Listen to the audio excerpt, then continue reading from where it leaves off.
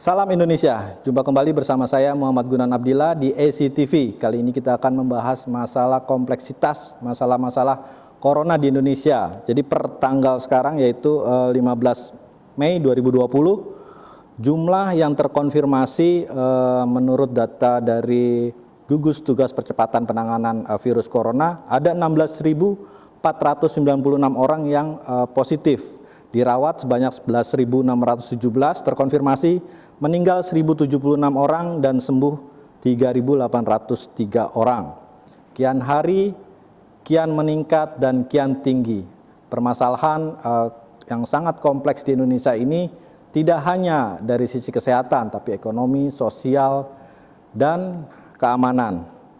Nah, kali ini kita sudah kedatangan tamu yaitu Bapak Dadung Harsetio yang biasa dipanggil sehari-hari dengan Masda. Kita akan membahas satu persatu, mengupas semua kulit permasalahan yang ada di Indonesia, mulai dari coba-coba, mulai dari trial error, semua masalah-masalah yang di COVID Corona ini sangat membingungkan masyarakat.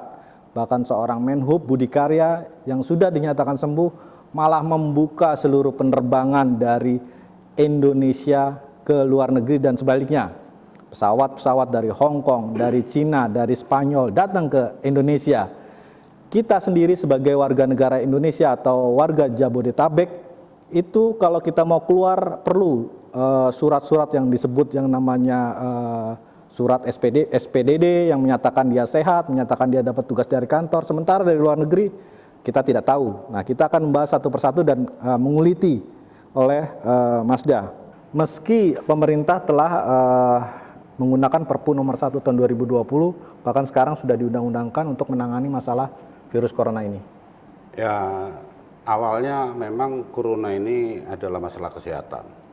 Karena oleh waktu tidak cepat selesai menjadi masalah yang kompleks. Jadi tidak menjadi masalah kesehatan saja, tapi menjadi masalah sosial, ya kan? Masalah ekonomi dan bahkan menjadi masalah politik dan keamanan di masyarakat. Ya.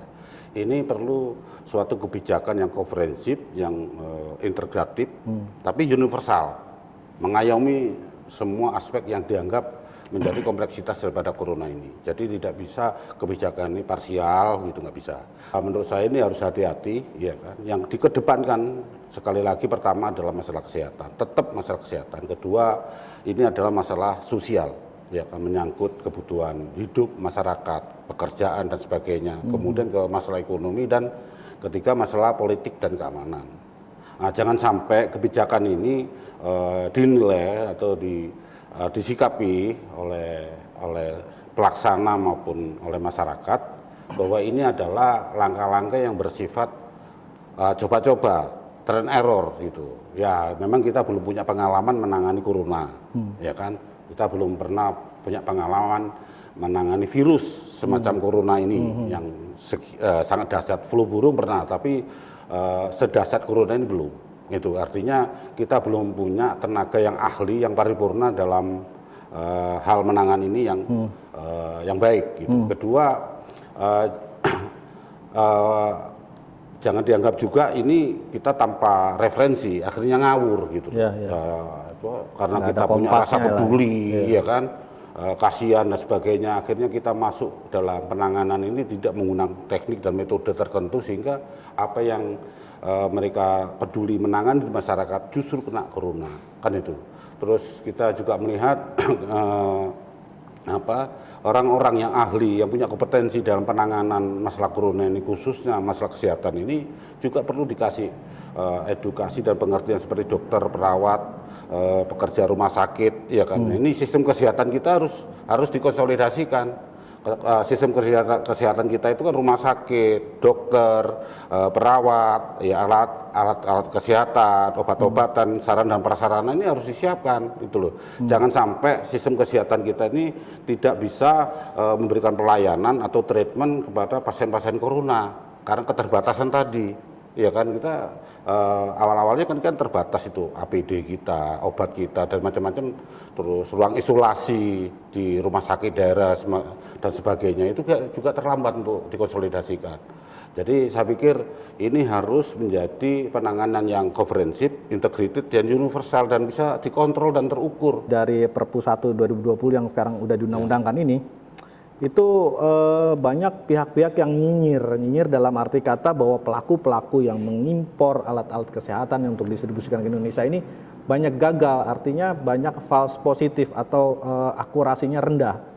Dari RNI sendiri, dari Kimia Farma sendiri, dari Indo Medica sendiri. Mereka tuh BUMN yang diperintahkan negara untuk mengambil alat-alat tersebut dari luar. Bahkan sekelas majalah Tempo melakukan investigasi langsung nih Mas, ke Belanda dia. Bahwa barang-barang tersebut bukan berasal dari pabrikan Belanda, tapi dari Cina, dicap dengan merek Belanda. Dan kekacauan ini mereka terlindungi nih dengan yang namanya Perpu atau yang diundang-undangkan ini nomor 1 2020. Corona ini kan terjangkit di seluruh negara ya. Lebih dari 100 negara tervirus dengan corona ini. Artinya kembali lagi sarana dan prasarana tadi negara itu juga menggunakan kan itu kan.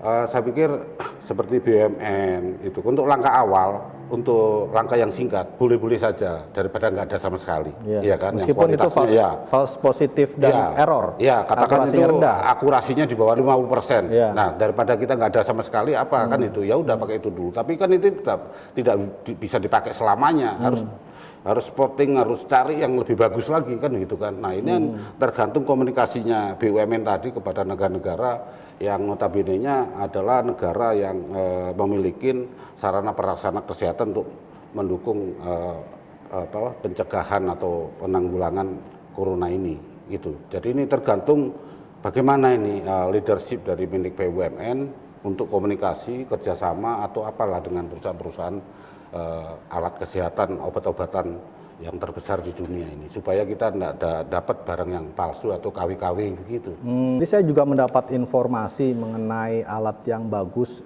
Algentis dari Italia.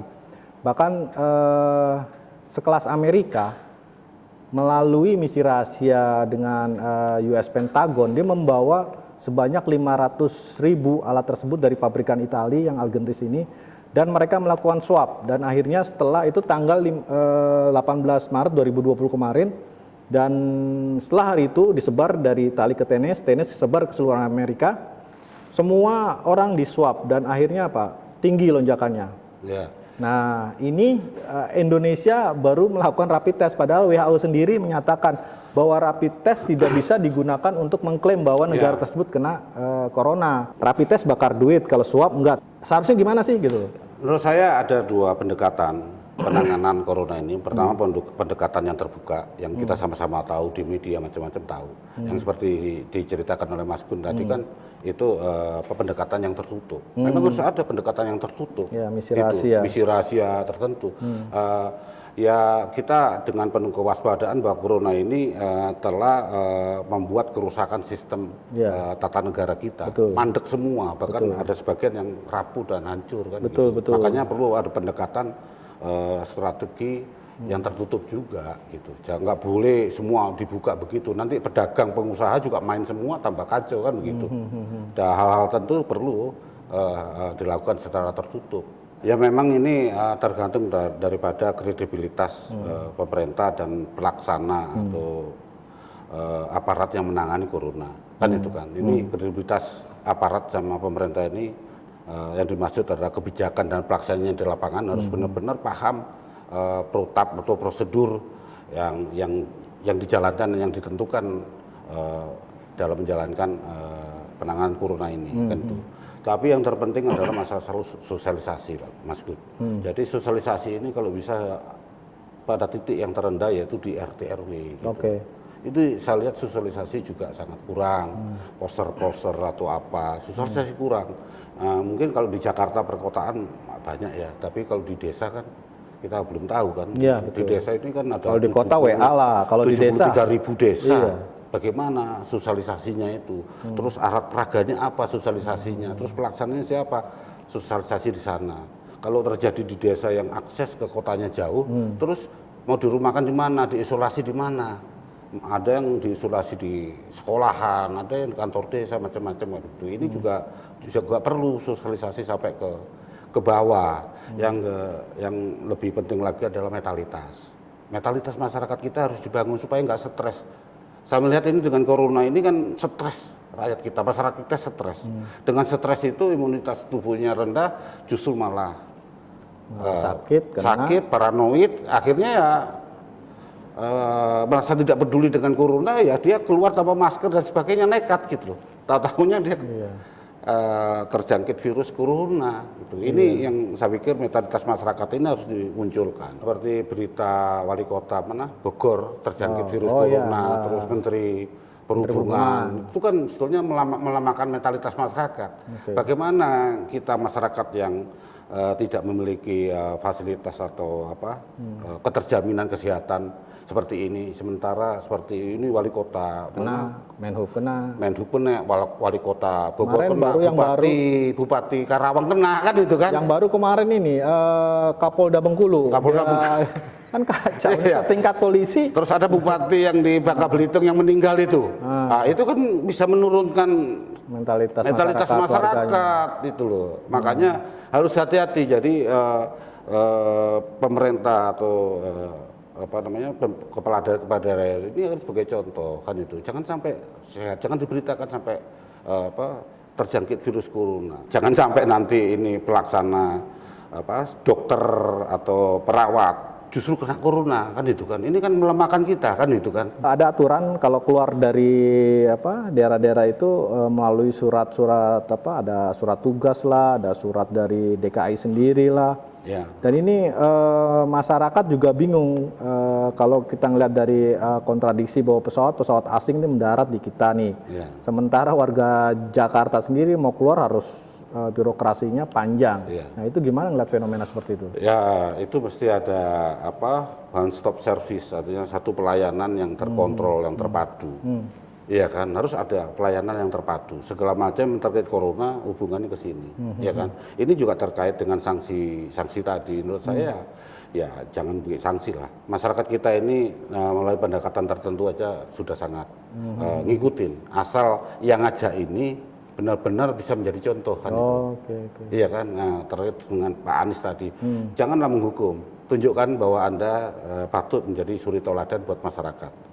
Maka masyarakat bisa ngikutin, kan itu kan. Kemarin juga dia membuat benturan antara dia dengan Menteri Kesehatan dan jajaran pemerintah pusat ke sebuah kewartawan asing di Australia dia. Yeah.